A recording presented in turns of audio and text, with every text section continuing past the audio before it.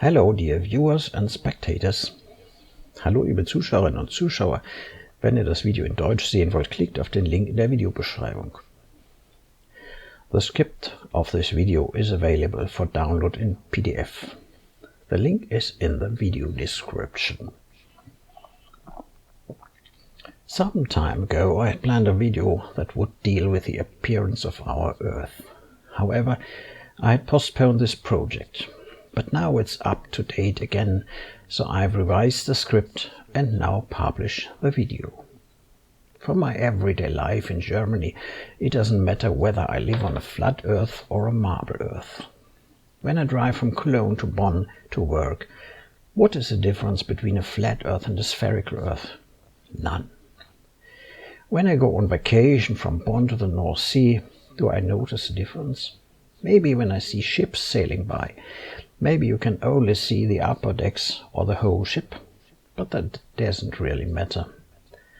And then I go skiing in the Alps mountains and maybe wonder why I'm accelerating down the slope on skis, because there is no gravity on the flat earth, but there is on spherical earth. But actually, it doesn't really matter as long as I don't want to go to the moon or Mars, which of course wouldn't work on flat earth. I recently made a video about equinoxes, in German only. An interesting discussion then developed with a viewer who is a believer of the flat earth theory. He sent me interesting data and also literature reference of Samuel Burley Rowbotham, Synthetic Astronomy. With these I can now calculate the effects of a flat earth on our life with the help of planar trigonometry. Planar trigonometry is much simpler than spherical trigonometry, so it doesn't take a lot of mathematics to understand it. Actually, knowledge of triangle calculation and circle calculation is completely sufficient. In planar trigonometry, triangles always have a sum of angles of 180 degrees, and squares always have a sum of angles of 360 degrees. With spherical trigonometry, things look a bit more complicated. Here triangles can have 3 right angles, for example a sum of angles of 270 degrees. You can easily check this at home with an orange, where you mark a quarter on the handle, then go to the equator, and then bend 90 degrees again at the equator. Why is that? Because the triangle is curved. We will calculate everything on flat earth using planar trigonometry. This is easier for me to calculate and understand too. There is not only one single theory of flat earth, as well as there is not only one single theory of spherical earth. The most common view is that the Sun is in the center of the solar system and that all planets move around it in circular or elliptical orbits. Another theory is that the spherical Earth is in the center and the planets as well as the Sun move around the Earth, but this worldview is rather out of date. There are also 2 variants of the flat Earth theory. For one, the North Pole is in the center of the disk. The disk is bordered on the outside by an ice wall that cannot be crossed. In the second theory, there are passages through the ice edge and further continents behind it. But I think it makes sense if we don't look at this second theory. Nor will I put the spherical Earth in the center of the solar system. In flat Earth theory, the Earth is a disk centered on the North Pole. The distances of the parallels have always been fixed at 111 km by definition, so the distance between the 40th and the 50th parallel is 1110 km. The distance between the North Pole, 90 degrees north, and the equator at 0 degrees is therefore 9,990 km. The distance between 90 degrees north and 90 degrees south is 19,980 kilometers. In calculating the distance, flat Earth and spherical Earth supporters do not differ. The only difference is that there is no South Pole for flat Earth supporters, as the world ends at the ice edge in the south as shown on Gleason's flat Earth map. We can therefore accept the map of Gleason as a widely accepted map of the flat Earth, and we will use this for our further considerations. With the help of this map and the distances between the parallels, we can calculate the length of the parallels. The circumference of a circle is calculated in planar trigonometry as U, circumference, is 2 times P times R, the radius.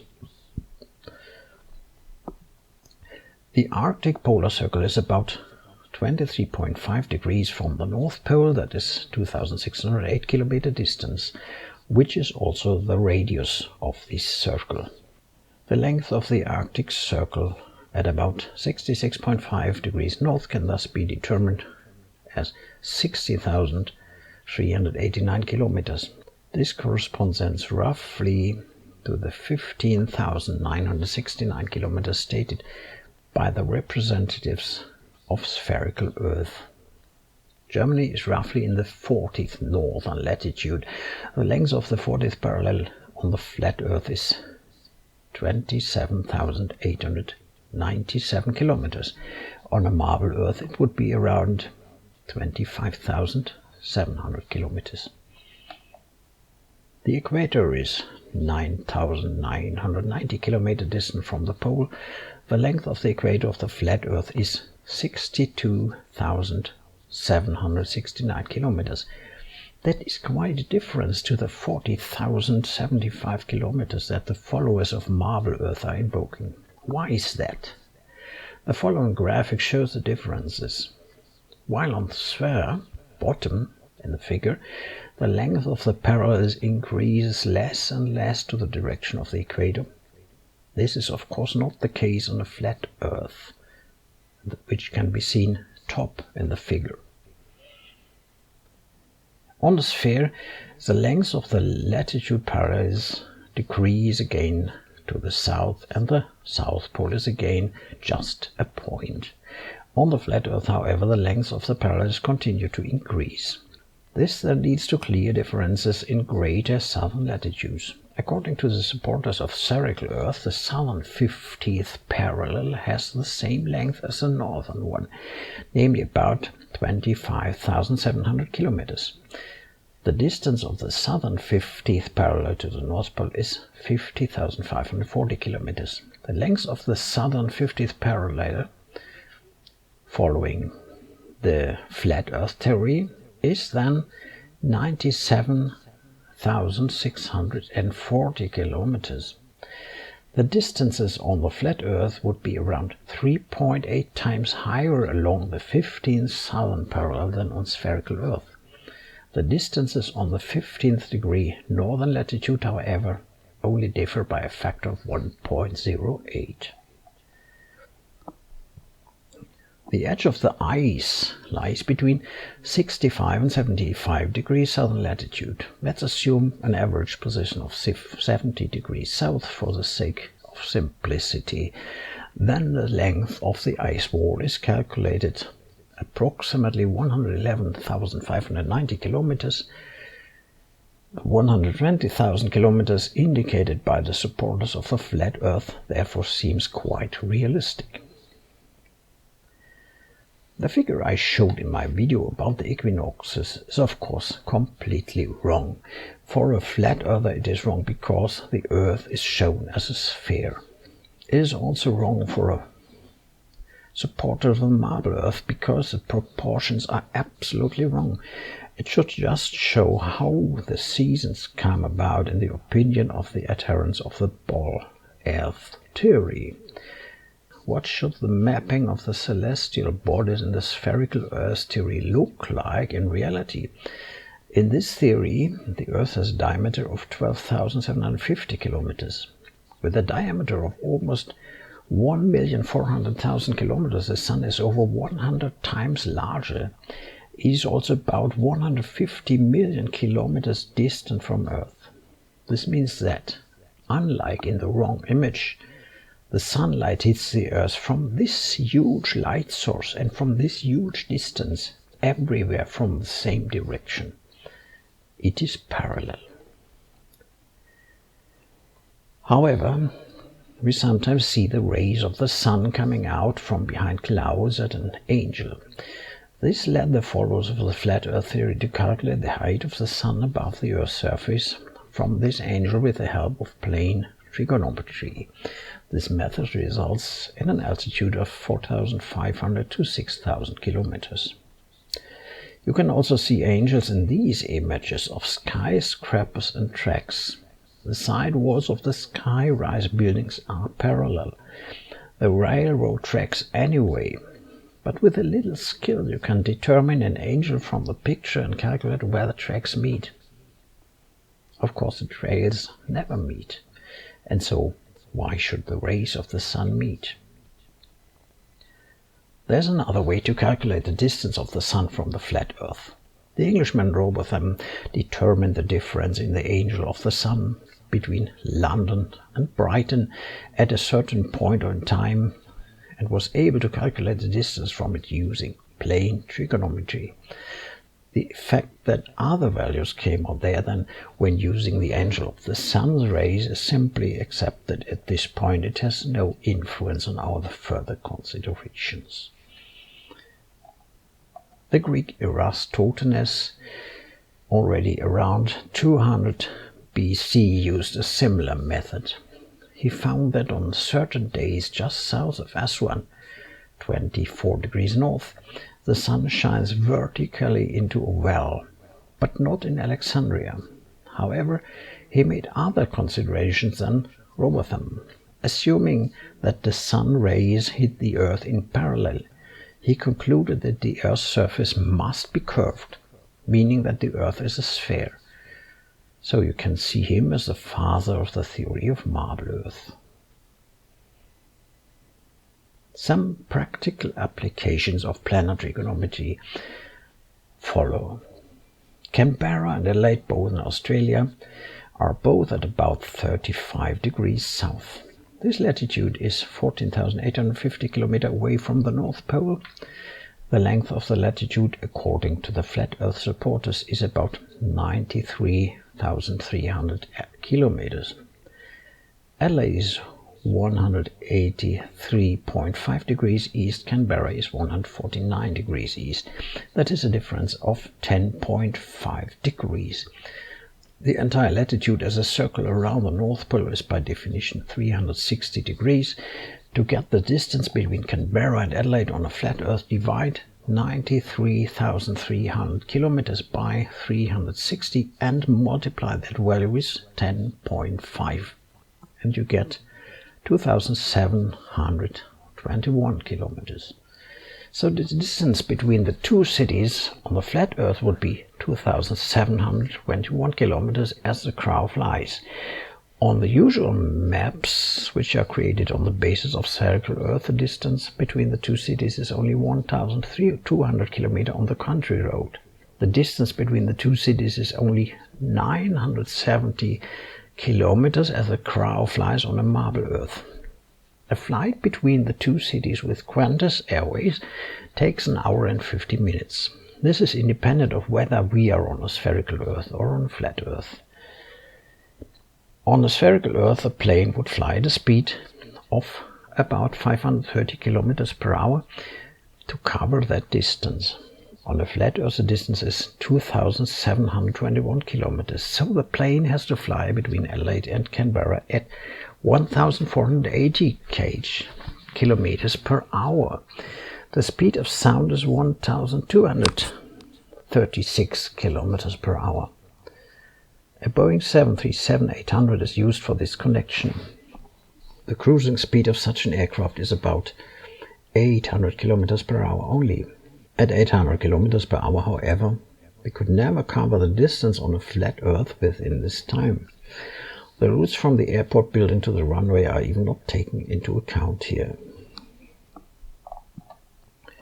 Flat Earth supporters have proved that the Earth must be flat.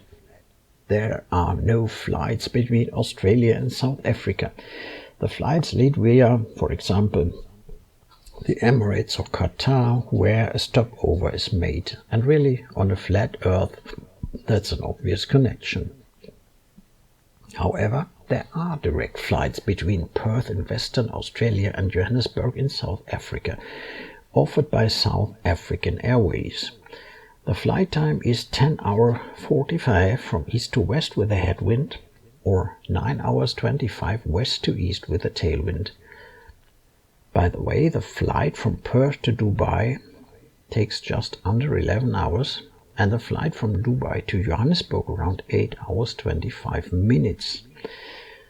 Something else is strange. Why does a flight from Perth to Johannesburg via Dubai take 19 hours and 30 minutes, not counting the transfer time in Dubai, and a direct flight from Perth to Johannesburg just under 11 hours? Let's take a detour to Argentina. The city of Comodoro Rivadavia is located at 46 degrees south and 67.5 degrees west. The small town of Los Antiguos on the border with Chile lies at 46.5 south and 71.5 west. The distance between the two cities is about 330 kilometers on a bubble Earth as the crow flies. On the flat Earth we can again determine the distance of the parallel 46 degrees south to the North Pole, which is 15,096 kilometers. The length of the parallel is 94,848 kilometers. Both cities are 4 degrees of longitude apart, which makes a distance of 1,053.87 kilometers on a flat Earth. According to the Rome to Rio website, there is a bus connection between the two cities operated by Cooperativo Sportman via city of Caleta, Olivia. This bus journey is scheduled to take 7 hours. According to Google Maps, that's 440 kilometers road trip on the marble Earth. The cruising speed would then be almost 63 kilometers per hour. At a distance of the flat Earth, 1,053.87 kilometers, it would be 150 kilometers per hour average speed. I don't know whether there are buses that go that fast, and on this road such a speed is also rather unlikely. A big problem for the flat Earth followers is that the spherical Earth is said to revolve around itself once a day, because then a resident on the equatorial area would have to race through the area at a speed of 40,075 kilometers per day, or the equivalent of around 1,067 kilometers per hour. That is, of course, a tremendous speed. You don't have this problem on a flat Earth because a flat Earth does not rotate. In a spherical Earth model, the Earth not only rotates, it also moves around the huge Sun in the center of the solar system. In this model, the Earth's distance to the Sun is about 150 million kilometers. Here, too, the circumference of the Earth's orbit can be calculated using simple flat trigonometry. The Earth covers this distance in 1 year. According to Wikipedia, the speed is around 29.25 to 30.25 kilometers per second. For the sake of simplicity, let's calculate with 30 kilometers per second. Since 1 hour is 3,600 seconds, that is a speed of around 108,000 kilometers per hour. And we don't notice anything. Can you believe that? Why do the Earth and the Sun move so rapidly in this bubble Earth model?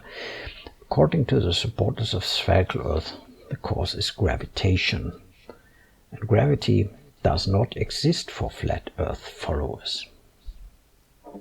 On the flat Earth, the Sun moves over the Earth, and this causes day and night, and the Earth does not rotate. Since at the beginning of northern summer the Sun is vertically above the Tropic of Cancer, which is about 23.5 degrees north, the Sun moves directly over this tropic on this day. The distance of this tropic from the central North Pole is 7,381.5 kilometers. The circumference of the circle around the North Pole is 46,378 kilometers. The Sun has to cover this distance once a day. That is a speed of 1,932 kilometers per hour. The equator is 62,769 kilometers long on the flat Earth. At the beginning of spring and autumn, the Sun is perpendicular to the equator. It orbits the North Pole at a speed of 2,615 kilometers per hour. Just before Christmas, the Sun is vertical over the Tropic of Capricorn. The distance from this to the North Pole is 12,598.5 kilometers on the flat Earth.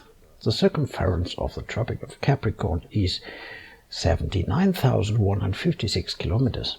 The speed at which the Sun orbits the North Pole at the beginning of winter is 3,298 kilometers per hour.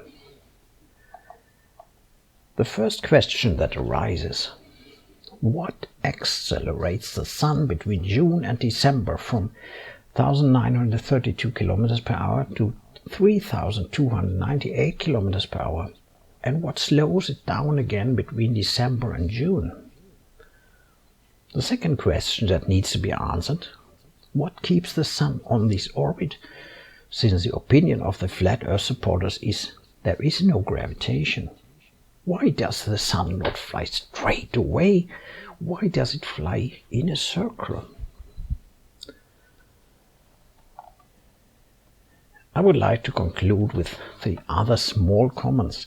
Just before Christmas in Ushuaia, Tierra del Fuego, the Sun sets in the southwest and rises in the southeast. According to the theory of the flat Earth, however, the Sun always moves in the north of Ushuaia over the flat Earth.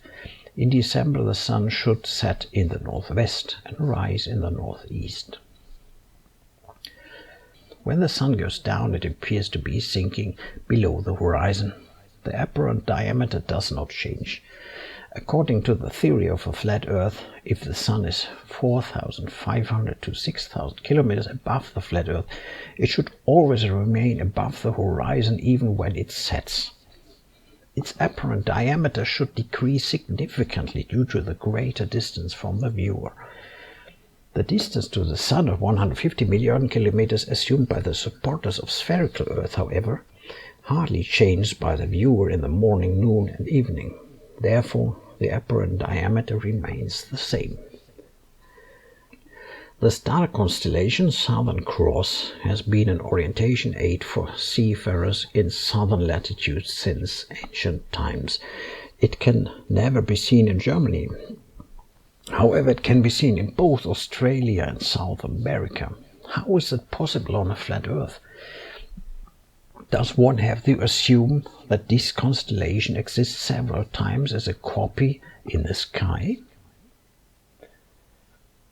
As I said, it is relatively unimportant for my life in Germany whether I live on spherical Earth or flat Earth, as long as I am not looking at the sky.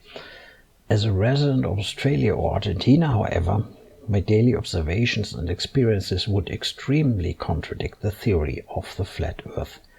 Here in Germany too, I see the Sun differently than it should be on a flat Earth. So for me, it is logical that the ball Earth theory, the spherical Earth theory, is the right one. You may see it differently, because you are not endangering anyone with this view. You may continue to believe in the flat Earth. I don't do that, though. I wish you all the best, and thank you for watching this video. Bye bye. My name is Norbert from the channel Oper Spielt. Have a nice day.